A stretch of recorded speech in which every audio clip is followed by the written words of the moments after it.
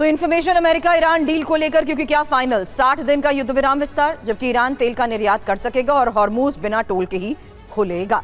एक और बड़ी बात, बारूदी सुरंगें हटाई जाएंगी। वहीं अमेरिकी नाकेबंदी में भी ढील को लेकर दावा किया जा रहा है और परमाणु वार्ता के लिए 60 दिन का समय। इधर डोनाल्ड ट्रंप अब्राहम समझौते पर गंभीर हैं। दरअसल अरब देशों से समझौते पर साइन करने की अपील की गई है। ये पोस्ट सोशल मीडिया पर डोनाल्ड ट्रंप ने किया। अब्राहम समझौते से ईरान के साथ समझौता ऐतिहासिक बन जाएगा। ये देखिए, ये वही पोस्ट है जिसमें अब्राहम समझौते को लेकर डोनाल्ड ट्रंप ने बात लिखी है। समझौते से अरब जगत में शांति आएगी। ये समझौता दरअसल अरब और मुस्लिम देशों में तालमेल बैठाने के लिए बनाया गया था। अब ये नया पोस्ट डोनाल्ड ट्रंप की तरफ से किया गया है तनाव के बीच।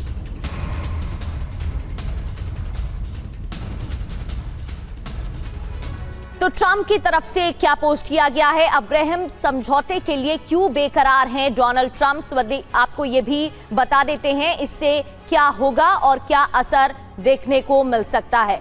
पश्चिम एशिया में शांति और साथ ही समान हालात बने, उसकी पहल की जा रही है।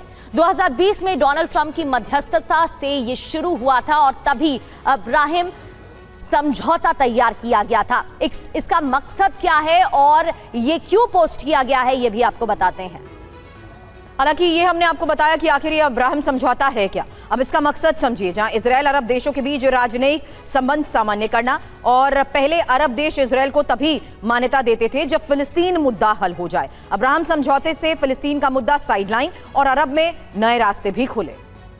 और किन किन देशों के हस्ताक्षर आपको ये बताते हैं। UAE, Bahrain, Morocco, Sudan, Kazakhstan पहले ही इस पर सिग्नेचर कर चुके हैं। लेकिन किन देशों को शामिल करवाना चाहते हैं डोनाल्ड ट्रंप, अब ये जानते हैं।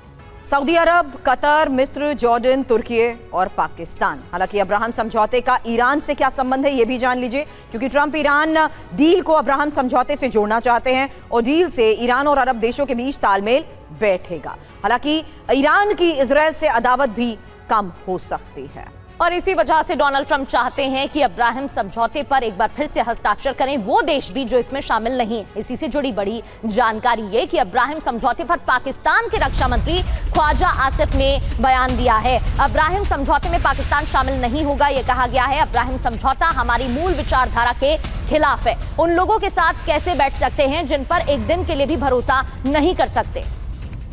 अहम समझौते पर ही कैसे पाकिस्तान फंसा, जहां पाकिस्तान ने आज तक इजराइल को मान्यता ही नहीं दी है, और अगर शामिल हुआ तो पाकिस्तान में विद्रोह हो सकता है।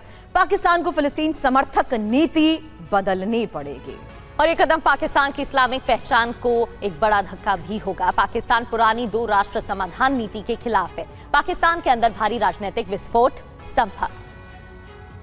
बड़ी खबर यह है कि ईरान फिर से हथियारों का निर्माण कर रहा है और मिसाइल प्रोडक्शन ईरान बढ़ा रहा है। मिसाइलों की फिर से तैनाती भी जारी है। सेंटकॉम को इसके सबूत मिले हैं। तो ईरान जिस तरह पर तैयारी कर रहा है उसको लेकर दावे किए गए, लेकिन अब ईरान कैसे फिर से हथियारों का निर्माण कर रहा है, कैसे प्रोडक्शन बढ़ा रहा है, इसकी तैनाती कैसे जारी है, इसके सबूत सेंटकॉम को मिले हैं।